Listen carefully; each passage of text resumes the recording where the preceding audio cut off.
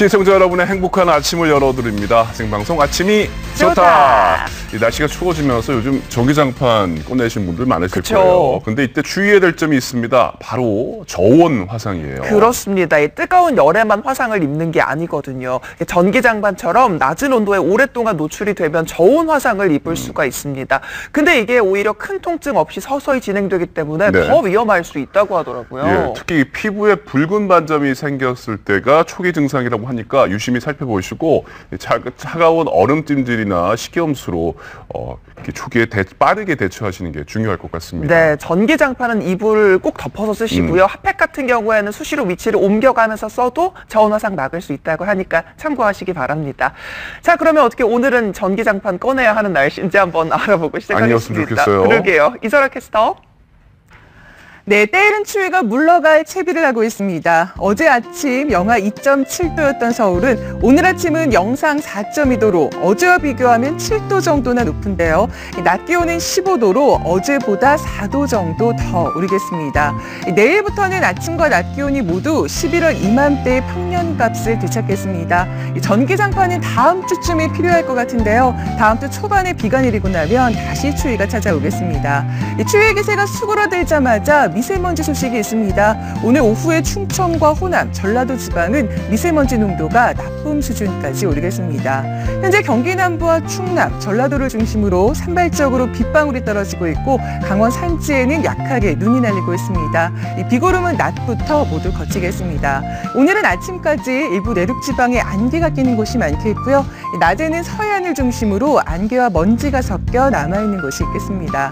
현재 기온은 어제 이 시각보다 5도 이상 높고요. 낮 기온은 서울이 15도, 광주와 부산은 16도까지 오르겠습니다. 바다의 물결은 동해 먼바다에서 3m로 높게 일겠습니다. 내일과 모레는 경기 북부와 강원 영서 북부 지역에, 일요일에는 강원 영동과 영남 지방에 비가 내리겠습니다. 다음 주 월요일에 중부를 시작으로 화요일에 전국에 비 예보가 나와 있는데요. 이후에는 이번 주만큼은 아니지만 다시 영도 안팎의 추위가 찾아오겠습니다. 날씨 전해드렸습니다. 네, 첫 순서는 우리들의 건강에 적신호가 켜질 때면 늘 찾아오는 분이에요. 요리하는 남자, 닥터 셰프 황인철 씨입니다. 안녕하세요. 네, 안녕하세요. 요리하는 의사 닥터 셰프 황인철입니다. 요즘같이 계절이 바뀔 때 입맛이 없다, 먹을 게 없다라고 하시는 분들 많으시죠. 이럴 때일수록 먹는 음식 잘 챙겨 드셔야 되는데요. 밥만 잘 먹어도 보약이 된다는 말이 있듯이 여러분들의 보약이 되는 특별한 레시피를 준비했습니다. 어떤 요리냐고요? 함께 보시죠. 아침 저녁으로 쌀쌀한 한절기, 여러분들은 어떻게 건강관리를 하시나요? 밥상에 많이 신경을 써요. 영양제도 많이 먹고요. 운동도 열심히 하고 밥 잘 챙겨 먹어야지요. 참 중요해요.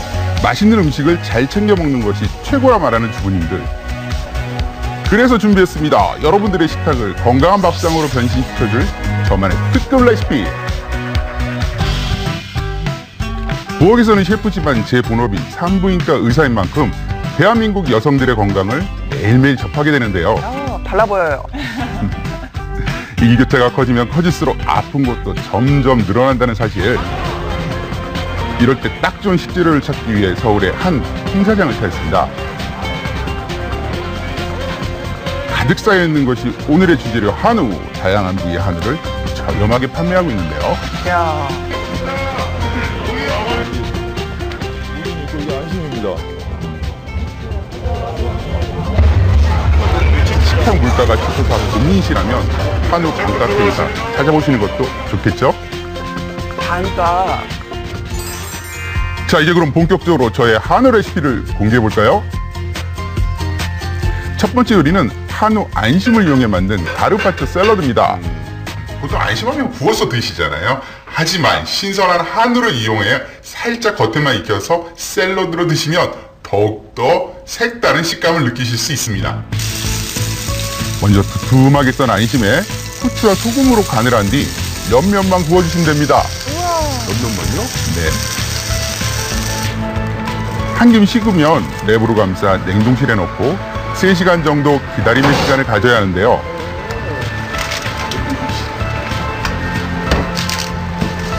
세 시간 뒤 안심이 딱딱하게 굳어야 샐러드에 사용하기에 딱 좋습니다.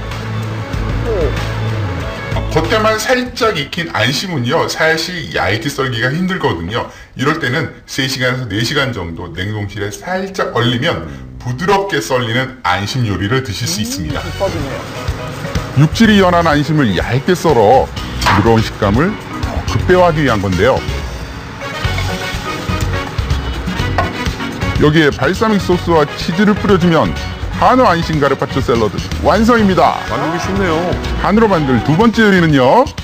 자, 이번에는요, 한우의 우둔살을 이용해서 만든 한우 유부 만두 전골입니다. 주로 육회에 많이 쓰이는 우둔살을 이용해 독특한 전골 요리를 해보려고 하는데요. 한 덩이 넣고요. 그다음에 먼저 전골에 들어갈 한우 육수를 우려내고요. 육수가 끓을 동안 만두 속에 들어갈 부추와 숙주를 잘게 썰고요. 으깬 두부와 다진 우둔살을 준비합니다. 이 요리의 포인트는요, 고기만 편식하는 아이들에게 많은 채소를 같이 먹일 수 있는 점이 가장 좋습니다. 저도 두 아이의 아빠다 보니 영양이 가득한 채소와 고기를 골고루 먹이는 게 정말 힘들더라고요. 그래서 만두를 좋아하는 아들을 위해 레시피를 연구한 거예요. 모양이 예뻐서인지 아들에게 늘 인기 만점입니다. 우리 성장이 있는 애들한테 내가 뭐를 해줄까 항상 관심이 많았거든요. 그래서 비만과 성장 그리고 아이의 맛까지 한꺼번에 3가지를 잡은 그런 요리입니다.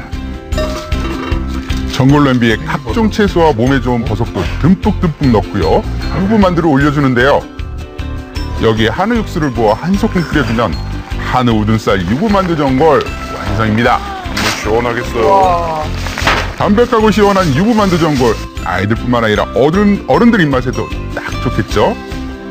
제가 다음 드리는 요리는요? 처방 음식은 한우 시래기 영양밥입니다. 시래기 영양밥에 사용할 한우 부위 역시 우둔살을 선택했는데요. 우둔살은요, 다른 한우 부위에 비해서 지방 함량이 현저히 낮습니다. 따라서 양질의 단백질을 공급할 수 있는 아주 중요한 식재료입니다. 여기에 영양을 더해줄 제철 채소 시래기를 먹기 좋게 썰어주고요. 한우 우둔살 그리고 충분히 불린 쌀과 함께 들기름에 달달 볶아줍니다. 쌀알이 투명해지면요, 한우 육수를 부어 밥을 지어주면 되는데요. 매일 먹는 밥의 특별한 변신, 시래기 영양밥 완성입니다. 한우 시래기 영양밥은요, 제철 음식인 시래기를 한우와 같이 음식을 함으로써요, 시래기의 풍부한 미네랄과 비타민, 그리고 고기를 먹었을 때 자칫 소화가 안 되시는 분들을 위한 식이섬유가 풍부해서 아주 안성맞춤인 궁합이라고 볼 수 있습니다. 한우 안심과 우둔살에 저 황희철의 아이디어를 더해 만든 특별 레시피. 지친 몸에 활력을 불어넣어줄 건강한 한우 밥상입니다. 우와. 아, 맛있겠다. 먹을 때마다 입안 가득 들어오는 한우의 풍미. 여러분도 입맛 따라 취향 따라 3가지 레시피 중 하나를 선택해 도전해보세요. 요즘처럼 계절이 바뀌고 쌀쌀한 환절기, 속부터 든든히 챙기셔야 될 것 같습니다. 여러분 어떠세요? 저처럼 한우 요리 든든히 먹고 건강도 챙기시고 영양도 챙기세요. 환절기에는 영양 만점 한우 강력 추천. 지금까지 닥터셰프 황희철이 제안하는 발칙한 한우 레시피였습니다. 유부전골 땡기네요. 아침에 시원한 국물에다가 유부전골 먹으면 든든할 것 같은데. 좀 들고 나오시지. 약간 아쉽긴 합니다만 잘 봤습니다. 자, 다음은 따끈따끈한 연예가 소식입니다. 윤지연 씨가 가져오셨죠? 네, 제가 준비했습니다. 저 아침부터 이분 만날 생각에 기분이 정말 좋은데요. 한 설문조사에서 10월 한 달간 가장 호감도가 높은 배우를 뽑았습니다. 박보검, 송중기, 이민호, 김수현 정말 어마어마한 후보들이 있었는데요. 이분들을 제치고 단연 1위를 차지한 분은 따로 있습니다. 바로 배우 유해진 씨인데요. 과연 영광의 1위를 차지한 유해진 씨의 매력은 무엇인지 제대로 파헤쳐 드릴게요. 지금 바로 만나보시죠. 영화배우 브랜드 가치를 평가한 조사에서 당당히 1위를 차지한 이 사람, 바로 배우 유해진 씨입니다. 공유, 정성 같은 조각미남을 제치고 당당히 1위에 등극한 이 남자. 대체 이유가 뭐예요? 유해진 씨에 대해서 대중이 이야기한 답변한 내용들을 보면 아무래도 이제 유해진 씨는 호감형이다, 재미있다, 귀엽다 이런 식으로 굉장히 긍정적인 반응을 보여주신 대중이 87%나 되거든요. 높은 호감도를 바탕으로 대중의 지지를 받는다는 건데요.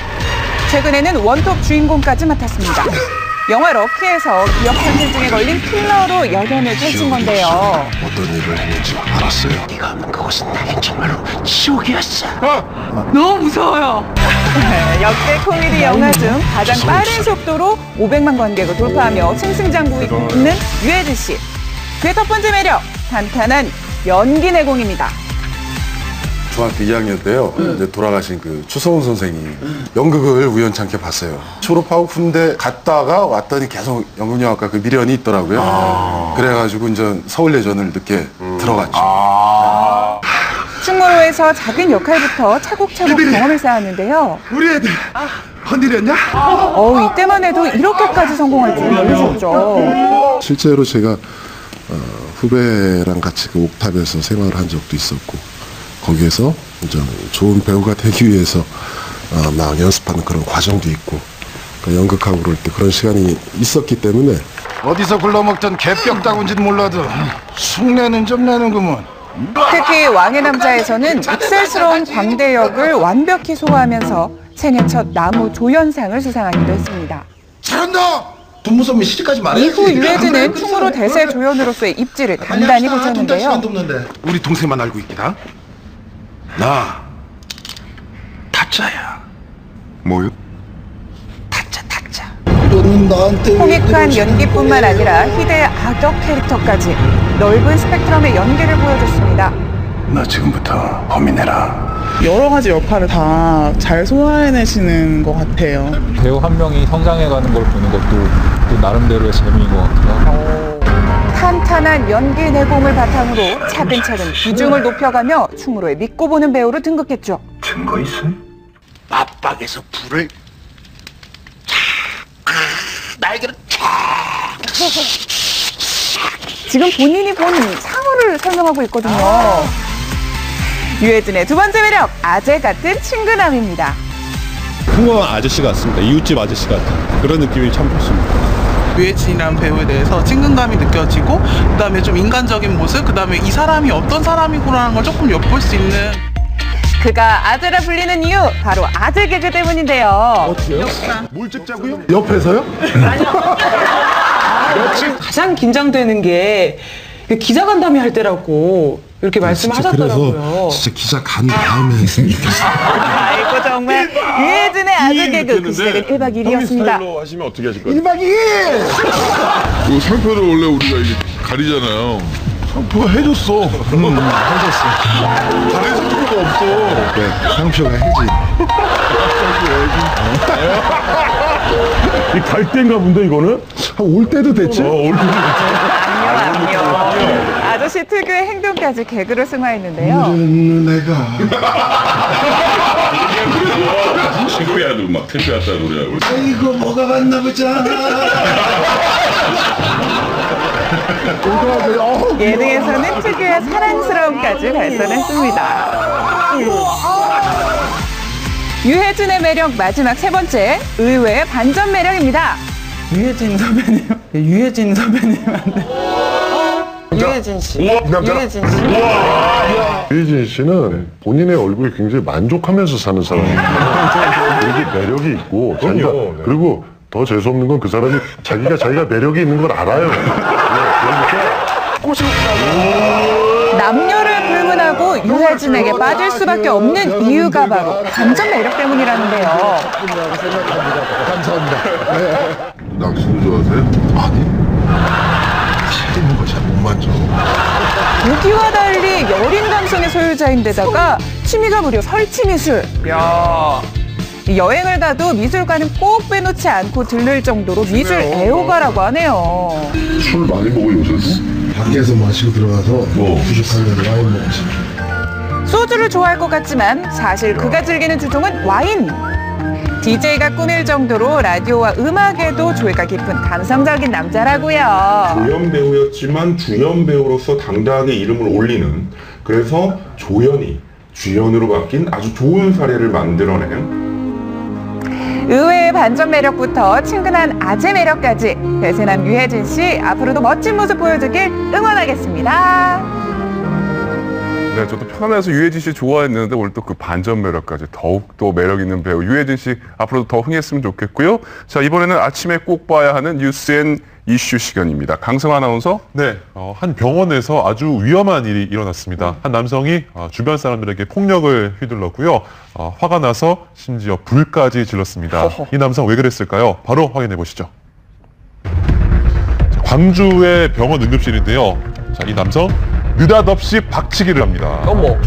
경찰에 출동한 후에도 계속 난동을 부리는데요. 도대체 이유가 뭘까요?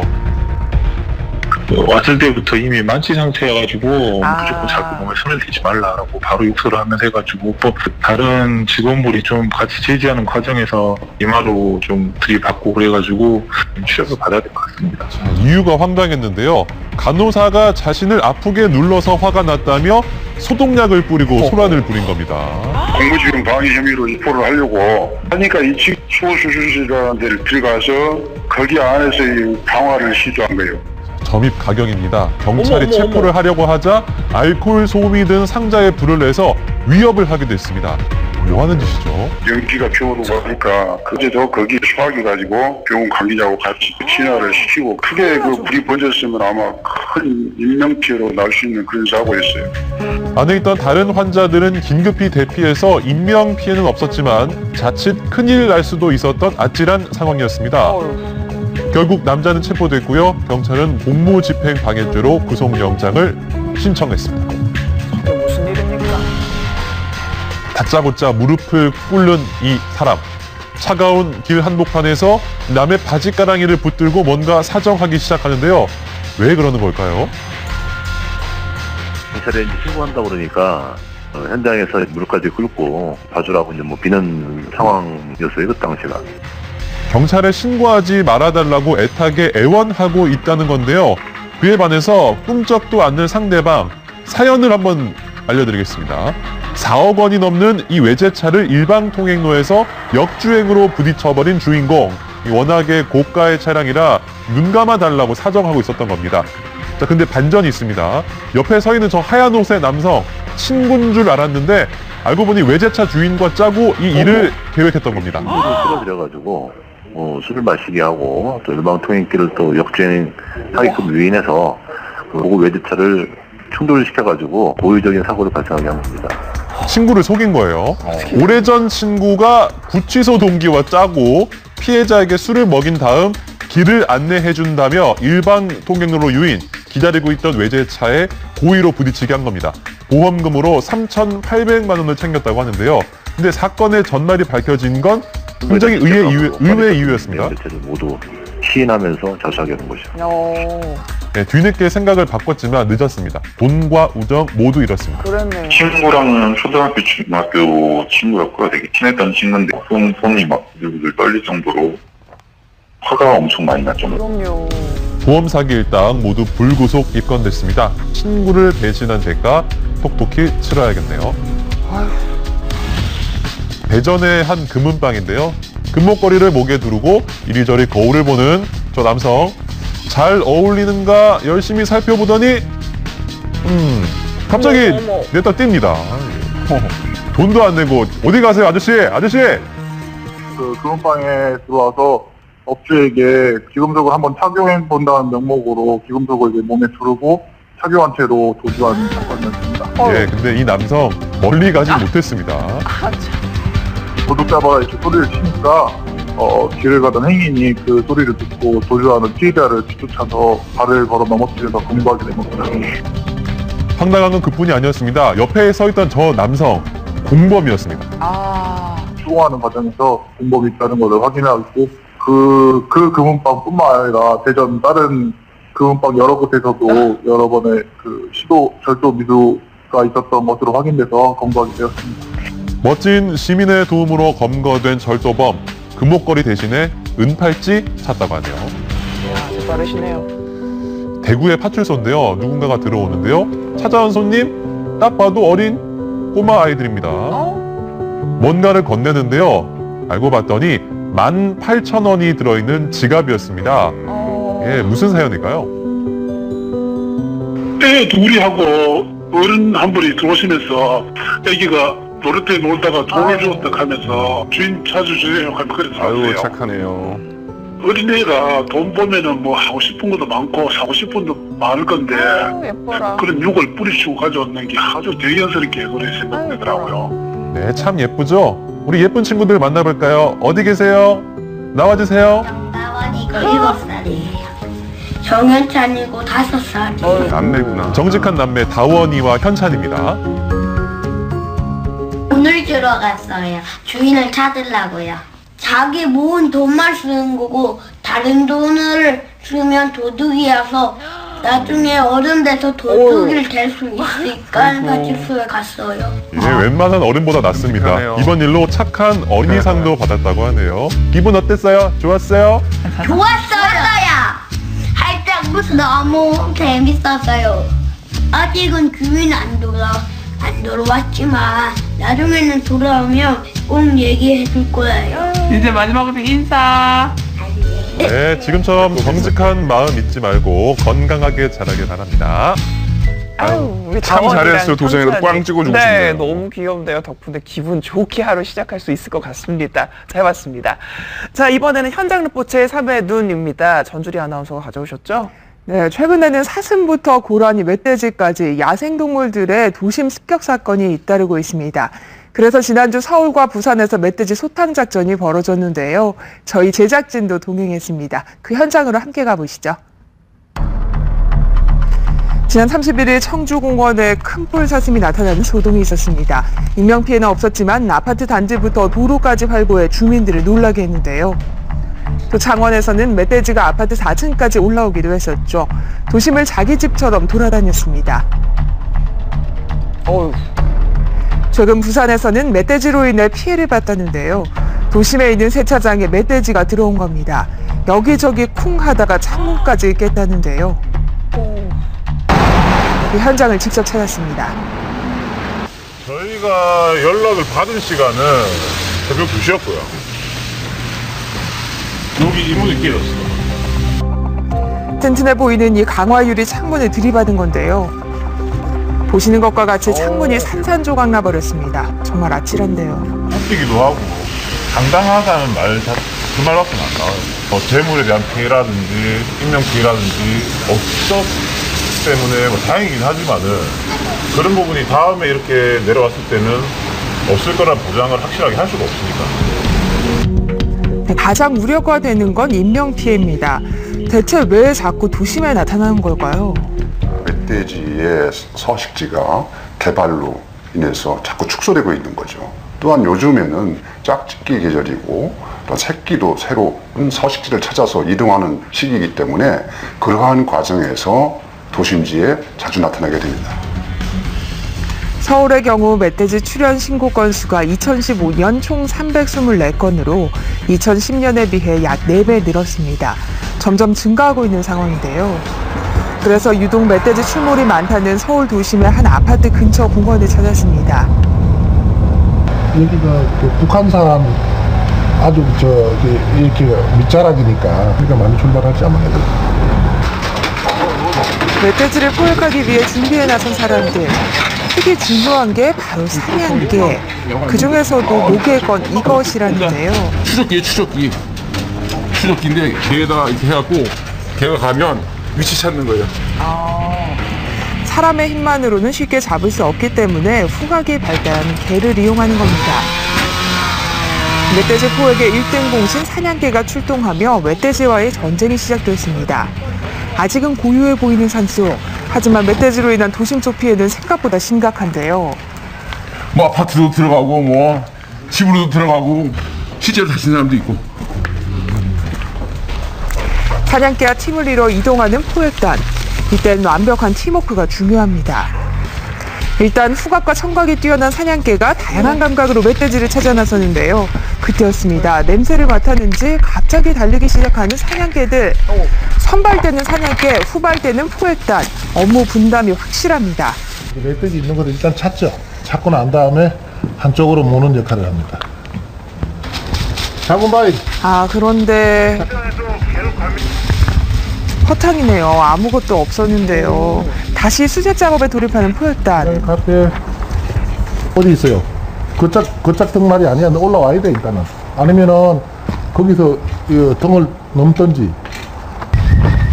네, 연신무전을 하며 의사소통을 하는데요.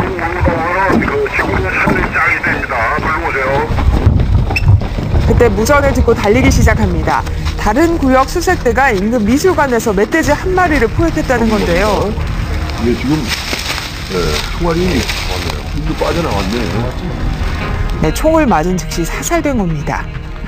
세 군데를 우리가 오늘 털으려고 이제 들어갔는데 돼지들이 없더라고. 그래서 나오는데 바로 이 신고가 들어와갖고 바로 일로 온 거예요. 재빠른 출동으로 다행히 큰 피해를 막을 수 있었는데요. 이렇게 잡은 멧돼지는 일부분은 생태계 연구용으로 쓰이고 일부분은 자가 소비로 쓰입니다. 작년에 한 28마리 정도 잡았고 올해 지금 현재 한 42마리 정도 잡았습니다. 멧돼지가 하도 내려오다 보니까 관에서도 관심을 가져가지고 회의도 좀 하고 뭐 여러 가지 방법을 강구하고 있습니다. 네, 문제는 서울뿐만이 아닙니다. 수년째 지속되는 멧돼지 출현으로 전국의 긴장감이 감돌고 있는데요. 부산 역시 멧돼지 때문에 골머리를 썩고 있습니다. 주변 지역 포획단의 규모가 커지면서 상대적으로 경계가 적은 부산으로 몰렸기 때문인데요. 그래서 최근 바빠진 사람들, 부산 야생동물 기동 포획단입니다. 여기서 모였다 나간다는데요. 한릉동 수목원. 네, 포획 전에 파출소에서 허가된 총을 가져가는 겁니다. 지금 멧돼지 신고 들어오는데 포획하러 가려고 그럽니다. 농가에 피해 입은 거 하고 또 도심지로 등산객들을 위협하고 아파트에 자주 출몰하고 신고 들어오면 뭐 즉시 저희들한테 연락이 오거든요. 네, 포획단과 함께 멧돼지가 출몰한다는 장소를 찾았습니다. 부산 금정산 자락에 위치한 수목원인데요. 멧돼지 포획에 제일 중요한 총부터 점검하는 정인한 포수. 총을 만지는 손길이 예사롭지 않죠? 만반의 준비를 합니다. 과연 오늘 멧돼지 포획에 성공할 수 있을까요? 그런데 사냥개들이 따라오지 않습니다. 어디 있나 했더니 아직 준비가 안 된 모양인데요. 한 번 더 불자 수색을 시작합니다.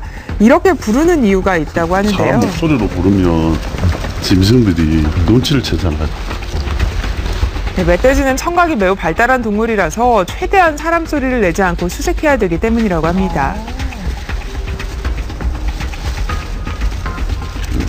이 돼지들이 이게 땅을 이렇게 디딘다고 발로 기둥아리로 그러면 도토리가 놓고 주스면 이 지금 흔적이 전부 도토리로 주순 흔적이야.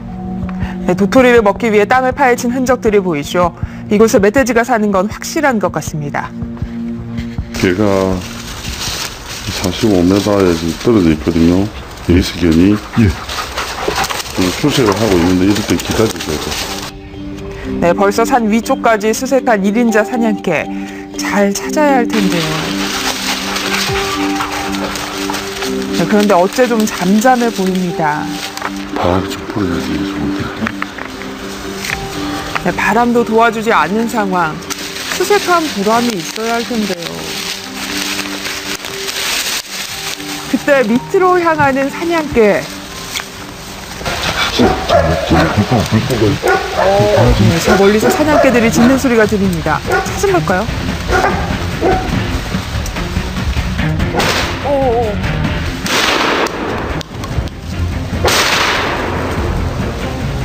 한 발 한 발 조준하는 정밀한 보수 확인하러 가는데요. 제대로 명중했습니다. 다행히 멧돼지 포획에 성공했어요. 네, 한눈에 보기에도 거대해 보이죠? 한 이만큼 벌린 거랑 똑같아요. 쑥돼지 100kg이 넘는 수컷 멧돼지. 최소 3년에서 5년 된 돼지라고 합니다. 큰 피해 없이 잡게 돼서 정말 다행입니다.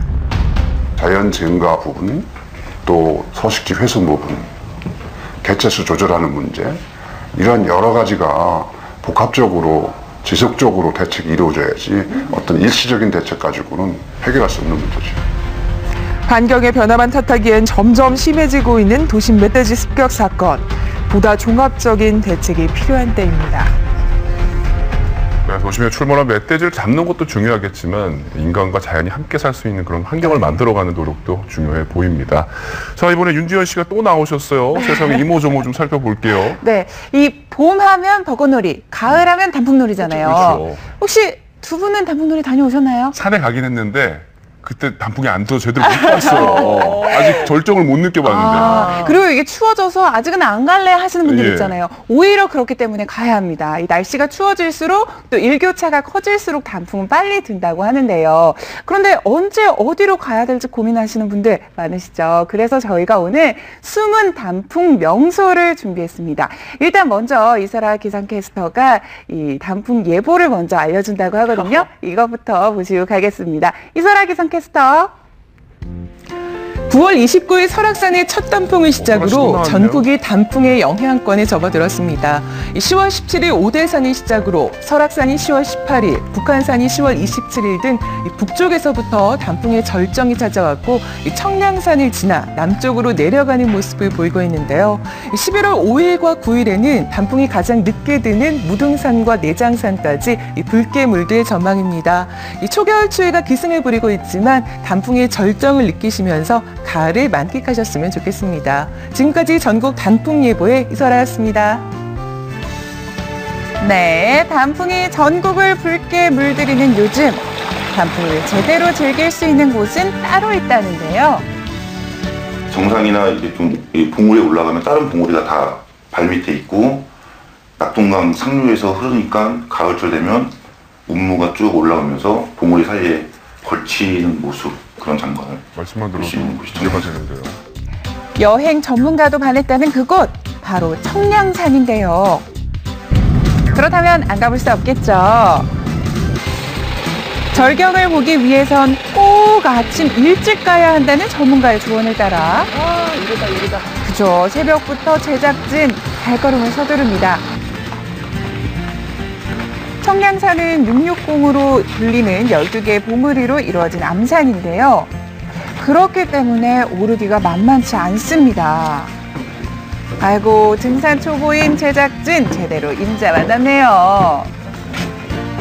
왔다. 비석 하나 덩그러니?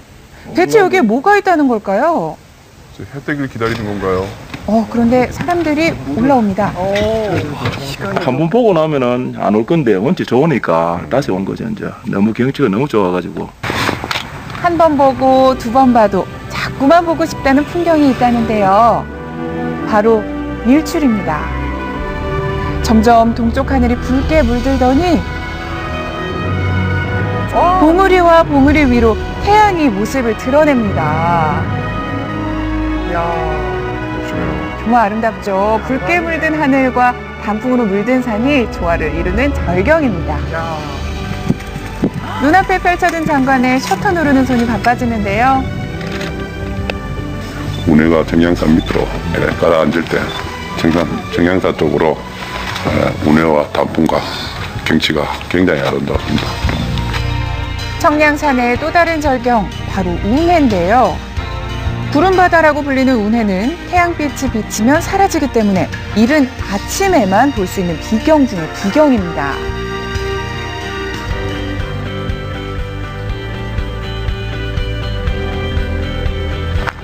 자, 청량산의 볼거리는 여기서 끝이 아닌데요.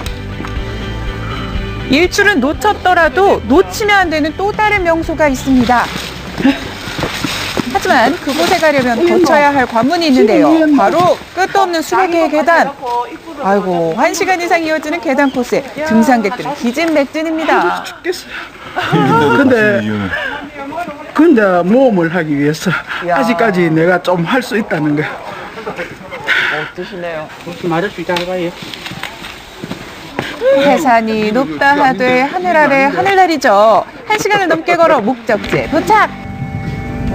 청량산 하늘다리는 산악봉과 자란봉을 잇는 우리나라에서 가장 높은 산악 현수 교량인데요. 지르겠어요. 어우, 이런 거 좀 무서운데? 무섭죠. 해발 800m의 깊은 골짜기는 강심장도 간담이 서늘할 정도입니다.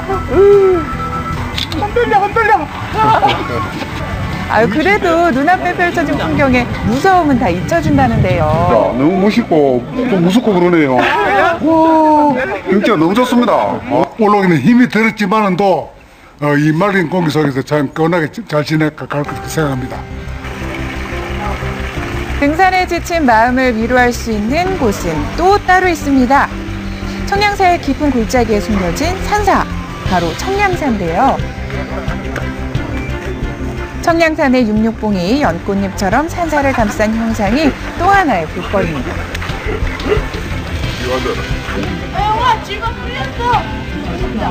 제가 50년을 살았는데 이렇게 감동스러운 순간이 별로 없었는데 오늘은 정말 눈물이 날 만큼 오는 길이 예쁘더라고요. 해마다 올 때마다 이 단풍 자체가 배경도 좋고 사진 찍기가 가장 좋은 것 같아요.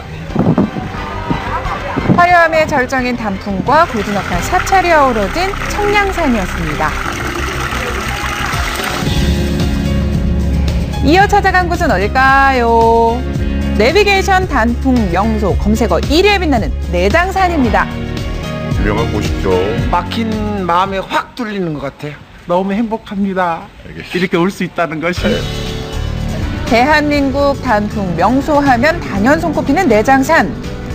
풍경에 대한 기대감 때문인지 산으로 향하는 등산객들의 발걸음이 점점 빨라지는데요. 자신을 보러 온 사람들의 마음을 달래주기라도 하는 듯 고운 빛깔로 화답하는 내장산. 그 아름다운 모습에 등산객들 연신 셔터 누르느라 영념이 없습니다. 내장사로 넘어가는 길이 내가 보기에는 전국에서 가장 좋은 단풍길입니다. 설악보다 여기가 더 훨씬 예뻐. 내장산의 단풍 코스는 골짜기가 깊지 않아 이 단풍과 계곡을 한눈에 볼 수 있는데요. 흐르는 계곡물 소리와 단풍이 참 잘 어우러집니다. 단풍잎이 아기 고사리 손처럼 아주 작습니다. 그래서 보통 이제 애기 단풍이라고 많이 표현들을 하는데요. 이 장성 지역에 특히 이 애기 단풍이 많이 서식하고 있습니다. 어라? 그런데 하라는 촬영은 안 하고 피디님 단풍 구경하셨는데 푹 빠졌네요. 여기 말고 저를 따라오시면 더 좋은 뷰 포인트가 있습니다. 한번 따라오시겠습니까? 바로 여기입니다. 일로 따라오시겠습니까?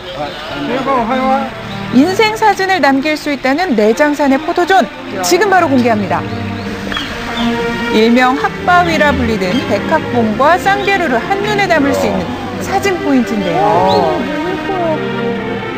남는 건 사진뿐 다들 찍느라 바쁩니다. 마음과 카메라에 꼭꼭 눌러 담는 내장산의 한 컷. 정말 아름답죠. 가장 늦게까지 가을을 간직하는 내장산에서 가을의 정취에 한껏 취해보는 것도 참 좋겠죠? 자, 금강산도 식후경입니다. 내장산에서 단풍을 봤다면 꼭 먹어야 하는 음식이 있다고 해서 찾아간 곳인데요. 근데 어디서 특별한 점 찾을 수 있는 거죠? 두부예요? 여기 두부에는 단풍이 들어있어서요. 자연에서 얻을 수 있는 그런 맛을 냅니다. 네, 빨갛지도 않고 노랗지도 않고 평범한 두부 같은데요. 대체 여기 어디에 단풍이 들어있다는 거죠? 단풍 두부인데요. 단풍 잎이 들어간 게 아니고 단풍 씨이 들어갑니다. 아하, 전매 특허 단풍 두부의 비결, 단풍 수액입니다. 콩 좋기로 소문난 장성 지역에서만 콩을 가져다 두부를 만든다는데요. 여기에 오늘 하이라이트! 두부를 완성하기 직전 단계에서 단풍 수액을 넣는 겁니다. 단풍나무 향을 지키는 사장님의 비법이죠. 단풍나무 수액을 뿌리게 되면 두부의 그 터트한 맛이 없어지고 식감도 좋아지고요. 굉장히 부드러워집니다. 새벽부터 시작된 단풍 두부 만들기. 날이 밝고 나서야 모습을 드러냈는데요. 가지런히 썰어 고소한 깨만 뿌려주면 손님 맞을 준비 끝! 주인장의 정성이 느껴지는지 반신반의하던 손님들도 맛있게 드십니다. 단풍이 들어가니까 굉장히 그 자연스러운 맛에 부드럽고 고소하고 맛있습니다. 눈과 입이 모두 즐거운 내장산에서의 단풍 여행이었습니다. 아직도 남았습니다. 다음으로 찾아간 곳은 전북 진안의 용담 호수입니다. 단풍 여행의 웬 댐이며 호수일까요? 용담호는 그 일주도로가 한 40km 정도 되거든요. 근데 그 다리 한 13개의 다리로 그 연결이 돼 있어요. 그래서 물 가장자리를 이제 뭐 드라이브 하거나 자전거로 달리는 게 아니라 그냥 물 가운데를 이제 다리를 징검다리 삼아서 건너뛰는 듯한 정말 물을 가로질러서 달릴 수 있는 이제 그런 호수라서 좀 다른 호수보다는 좀 더 특별한 것 같습니다. 용담호는 금강 상류의 용담댐을 건설하며 생긴 인공호수인데요. 호수의 형상이 용을 닮았다 해 이름도 용담호입니다. 단풍에 둘러싸여 용이를 달리는 기분, 속이 탁 튀는 느낌인데요. 알록달록 물든 단풍과 금강 상류의 맑은 물을 함께 느낄 수 있는 용담호. 경사가 없이 거의 평지로 이루어져 이 자전거 초보자도 무리 없이 즐길 수 있어 더욱 좋습니다. 굉장히 시원하고 좋아요. 쾌적해요. 여기 자전거 타는 데가 좋다 그래서 경치 구경하러 왔습니다. 스트레스 확 풀렸습니다. 단풍은 물론 자전거와 함께 느끼는 새로운 풍경은 범인 이곳.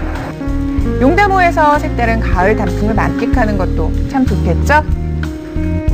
평년 기온을 회복한다는 이번 주말 단풍 놓치지 마시고 꼭 가을을 만끽해보세요. 아유, 네. 덕분에 노광 잘 있습니다. 고맙습니다. 자, 이번에는 요리연구가 홍성란 씨가 스튜디오에 직접 나오셨어요. 이번에는 바다에 또 다녀오셨다고요? 네. 제가 다녀온 곳은요, 충청남도 서산의 고파도라는 섬마을인데요. 가고프고 보고프고 먹고파서도 고파도고, 이 갯벌에는요, 파고파고 또 파도 계속 나오는 게 있어서도 고파도라고 한대요. 그게 무엇인지 궁금하시죠? 이맘때 먹으면 정말 좋은 바다 보양식, 지금 바로 확인하시죠. 충남 서산 구도항에서 배를 타고 떠나는 오늘의 목적지. 항구에서 100길로 50분을 달려야만 만날 수 있는 이곳은 삼면의 육지가 울타리처럼 있어 바람과 파도가 잔잔한 살기 좋은 섬마을 고파도입니다. 작은 섬마을답게 도착하자마자 아기자기한 풍경이 펼쳐져 있었는데요. 30가구 70여 명의 주민이 옹기종기 모여 사는 이곳. 서로 모르는 사람이 없다고 합니다. 안녕하세요. 예, 안녕하세요. 지금 이거 경운기 몰고 어디 가시는 거예요? 네, 저게 작업장 하는 거예요. 아, 진짜? 저도 같이 작업장 가도 될까요? 어디까지 그렇게 하면 안 되지. 얼어주고 이 장화하고 이 작업복하고 입고. 아니, 저기 가서 입어, 저기 가. 저희 가서? 갈아입고 올게요. 네. 할머니들의 출근길을 붙들고 말았는데요. 그 사이 할머니들은 뿔이 나셨습니다. 아이고, 이게 웬일이야, 나. 어느 아가씨 우리 늦어. 이거 그냥 이렇게 입으면 돼요? 갯벌 작업이 가능한 물때는 단 3시간. 그래서 할머니들의 마음이 급한데요. 아이고, 이만 조금 늦었지만 출발 신호가 울리고 오늘도 갯벌로 출근합니다. 갯벌까지는 걸어서 30분 거리. 하지만 경운기를 타면 금방이라 늘 덕선 할머니가 전용 운전기사 역할을 하신다는데요. 오늘은 저도 한몫 거들어야죠. 우와, 갯벌이 엄청 크다. 세계 5대 갯벌 중 하나로 꼽히는 서산 가로림만 갯벌. 이곳이 고파도 할머니들의 놀이터이자 산터입니다. 고파도예요? 배가 고파서 고파도가 아니고 와도 보고파서 보고파로 이렇게 바꿔야 한다니까. 이런 조개 무슨 조개 잡으러 오시는 거예요? 바지락. 바지락. 알고 보니 이곳 사시사철 바지락이 풍성한 바지락의 고장이었는데요. 바지락은 철분이 풍부해 빈혈 예방에도 좋고요. 비타민과 칼슘도 많은 바다의 영양 덩어리입니다. 이거 캐는 방법 좀 알려주세요. 이거는 이렇게 파면은 신기하다. 파는 족족 바지락이 손에 잡히는데요. 캐고 또 캐도 꽃파도 바지락은 바닥나는 법이 없습니다. 가려.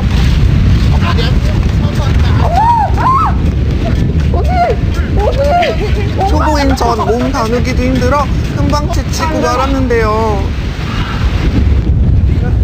이렇게 지쳤을 때 꼭 먹는 게 있대요. 먹을 수 있어요? 피로를 해소해주는 자연산 굴인데요. 보약을 먹는 기분이었어요. 예쁜 거 좀. 우와. 도심에선 보기 힘든 자연의 아름다움도 한껏 만끽해보고요. 다 하나하나 그림이에요. 어느새 바지락도 한 바구니 가득 찼는데요. 오늘 할당량은 5바구니. 다시 바지락에 전념하던 중.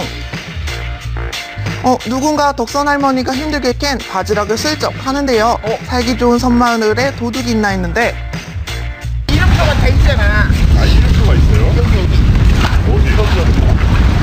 이름표가 딱 있어요. 뭐라? 그냥 아이고, 내 오토 텔레비에서 누구 나왔대. 은팔. 완전 건데. 와, 금세 떴다. 반갑했어요? 할머니들이 이곳에서 얻을 수 있는 것 바지락뿐만이 아닙니다. 갯벌에 숨겨진 또 다른 보물이 있다는데요. 작은 구멍을 발견하고는 급히 파기 시작하는 덕선 할머니. 뭐가 나올까요? 여기 잡았어. 갯벌의 인삼 낙지였습니다. 와, 대박. 진짜 낙지. 오, 낙지다. 주소득은 아니지만 쏠쏠한 용돈벌이는 된다는데요. 여기 있어. 와. 이렇게 잡은 낙지는 할머니들의 식탁에도 종종 오른다고 합니다. 바다의 보물 제2탄. 어떻게 먹어요? 이렇게 뒷발로 말아 먹는 거죠. 떼나요? 오. 갯벌을 식탁 삼아 갓 잡은 낙지도 바로 한 입. 저는 먹는 게 쉽지 않더라고요. 이게 뭐야 이게? 하지만 할머니는 역시 달인이시죠? 오징어다 씹는 것 같아. 얼마나 참았노? 덕선 할머니의 의자매 점자 할머니도 낙지 선매경입니다. 1마리. 개수는 비슷한데요. 덕선 할머니 갑자기 눈짓을 하시더니 은밀하고 재빠른 손놀림으로 형님의 낙지를 슬쩍. 할머니의 화려한 손기술 아무도 못 봤죠? 내 거가 네 거, 내 낙지가 네 낙지라는 할머니의 낙지 빼기 기술. 너가는 바꾼지 몰라. 지금 내가 바꿔서 넣은지 몰라. 내 거야. 알아. 맨날 이렇게 아웅다웅 장난치신대요.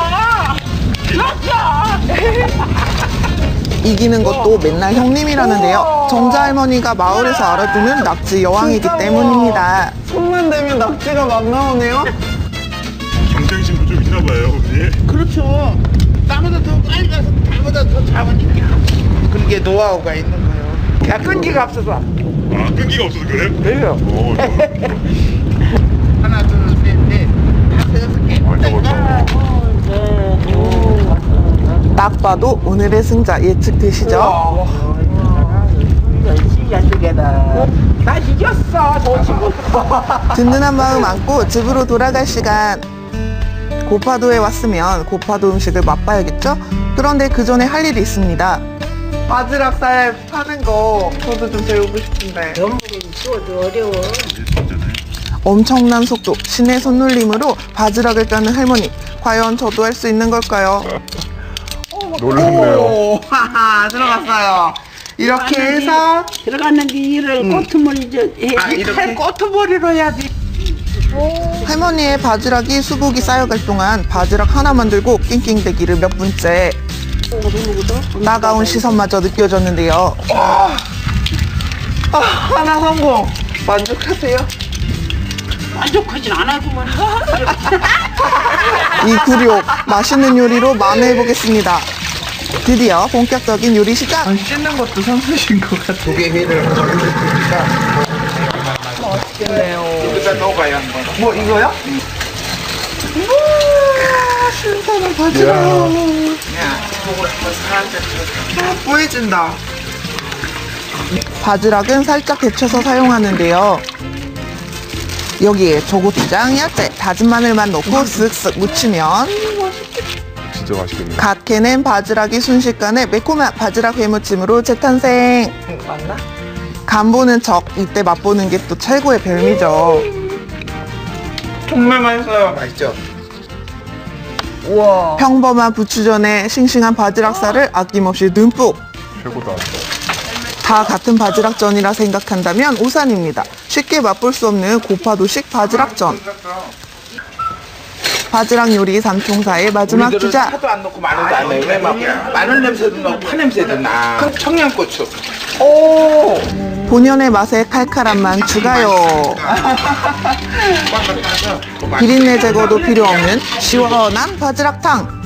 할머니 용돈벌이 슬쩍한 싱싱한 낙지회까지. 고파도식 한상 차림이 완성됐습니다. 되게 부럽네요.